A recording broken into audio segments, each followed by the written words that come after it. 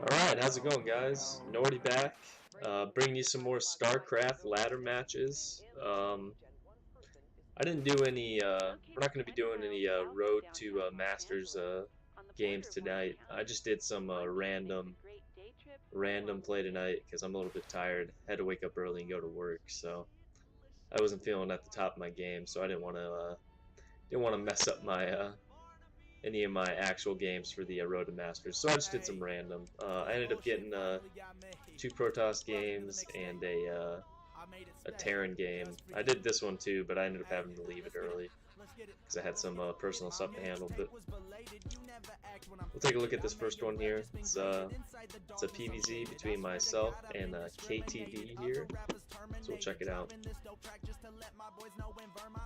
So he's an unranked guy, so, and I'm bronze as random. Let's go to myself here. Bring up the protection and the nameplates there. Alright, so PvZ, again, if you watch my previous videos, and you know, I mean, you might already know all this already, but you want to wall off your main early on.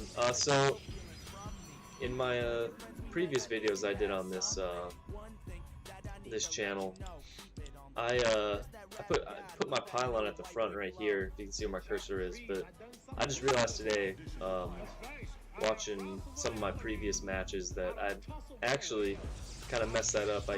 Usually what you want to do is put the pylon in the back, and then wall off with the gateway, and then eventually when you get the cyber core, put that there and wall off with that. You don't want to have a gateway in there because gateways are really easy to destroy for one thing. Especially with like anything like a Baneling bust. If they do Banelings, they're really easy to take out with Banes, so you really don't want to wall off with the pylon. And if they manage to take out that pylon, they can take out your production there. But other than that, just standard opening for me. I send my probe across the map to see if he's got anything. Come up here and I don't see the hatchery. So already I'm thinking to myself, he's either probably doing a proxy, or not a proxy, he's probably doing a pull first, but then I see he's got the hatchery there. It's a little bit late, but he is a unranked player, so he might be a little bit new. But then I come up here and I see that the spawn pool is already done, so he got like a real early spawn pool, and then went for a hatch to probably try to fake me out and make me think that he didn't go pool first, but I ended up scouting it, so I'm just going to go one base play since I saw that. So he's probably going to be doing something like either a Ling run by, or he's going to be going up to roaches. So that's scouting probe. I just send it off over here and just keep it there, and I'll get some more scouting done later on to see exactly what he's doing. In the meantime, I'm just working on getting the mothership core up, getting warp gate out, you know, keeping my gate count up. I'm gonna get a depth there. You want to get your robo facility out to get some immortals out, just in case he's going for immortals. Just making sure I keep an eye on my minimap.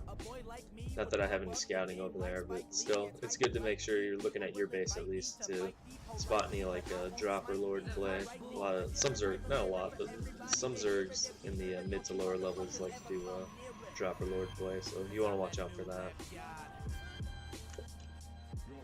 See there, I sent my scouting probe back up there just to get another look at what he's doing.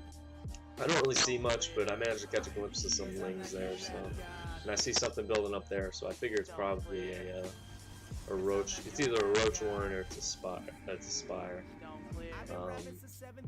But I'm gonna assume that it's a roach warren here, because I don't think he had a layer. So if he doesn't have a layer, then he can't have a spire. So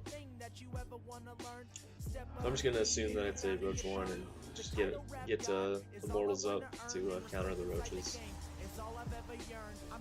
Continuing to get some units out, get my pylons up in some key spots. Again, I like to put them at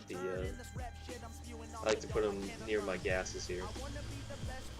Warp gate got done, so I'm gonna turn all these into warp gates. Want to get some sentries out early just in case he goes for runs. So you see there, I got a sentry out for force field. You can see there, I got my observer out, so I'm sending it across the map so I can get a better idea of what he's doing. Just see everything he's got, because he probably doesn't have an overseer yet.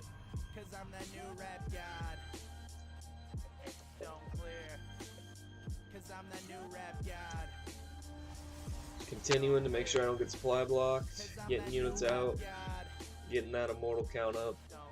I usually try to go, my build when I do one base play like this, I usually try to get 2 immortals out and a warp prism, and then in the meantime I'll get, around like anywhere from 10 to 14 stalkers and 2 sentries out, and I usually push across the map around anywhere from 5 to 6 minutes, just depends on how fast I get those immortals and stuff out. But it's usually at 6 minutes I start pushing out across the map with my army. That's usually when I have both my immortals done, and either my warp prism is done or it's almost done. I usually try to send my units out a little bit before the warp prism gets done, because the warp prism's a little bit faster than most of my units. So here I come up and scout, and I see he's got just a hodgepodge of buildings. He's got a roach warren, he's got a baneling nest, and he's got a hydra lair. So I don't exactly know what he's trying to do. I guess he's trying to do a nice little mix of units there, but really what you want to do with any race, really, you want to try to stick to one tech, and he went for like 3 different techs, so it's a little bit unorthodox, but hey, maybe it worked out for him in the past, so he's trying it again. But usually what you want to do is you want to try to stick to one or two tech choices, but he's going for like 3 to 4 there, because he's got lings, he's got roaches, he's gonna have hydras, he'll have banelings, and he'll have ravagers as well.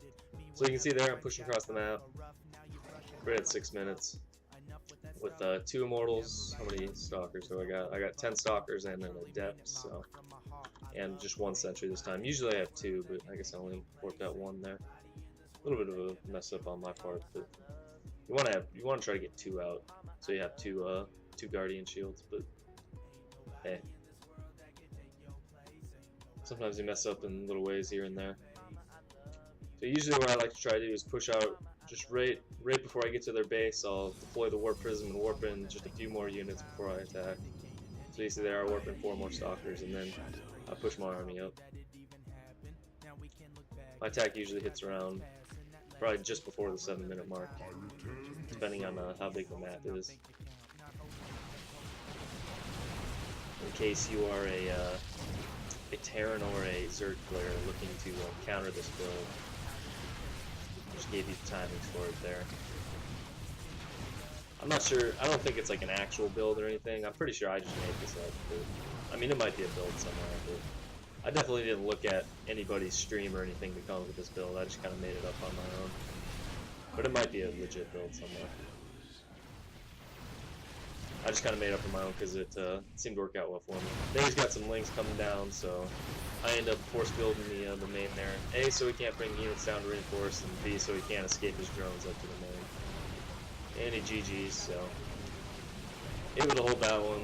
It wasn't too difficult of a match. Again, he went for a really weird tech choice. He, you can see he got all these buildings. He had a Hydro Stem, Baneling Nest, he had an Infestation Pit, and he had a Roach Warren, so he had just a crazy mix of different units. Like, usually, like I said, you want to try to stick to one or two different unit types, but especially in the early game, like once you get to late game, you can start to get, a pretty diverse army, but in the early game, you want to try to stick to just a couple tech choices, otherwise you're going to start to run out of minerals and gas really fast. But he went for a little bit more of an unorthodox build, and I punished him for it. He expanded down here, but he didn't actually have anything mining over there yet, so his income was pretty much devastated after this, and I would have, I mean, even if he stayed, I would have just pushed up the ramp and killed him. Where do you have coming out? He just had 8 lings and 4 hydras coming out, so my army would crush that. Let's go look at the APM real quick. That was against KTD. Let's see what kind of APM he had. I know my APM was pretty low in all 3 of these matches. Oh, I don't know what I got. I'm a lot better at parties. That's probably where you hear this, but here we go. So you hit 95 and I had 57. Again, don't need high APM to win matches. You just need to do my 3 basic things. You need a scout, which you saw I did with the probe. You send it out after you make your first gate. Just scout to see if they're doing double gas. You go to 1 base. If they're doing just 1 gas, then you're safe to expand. Scout, minimap watching, and reacting to what your opponent's doing. So I did all 3 of those things, and it won me the game. So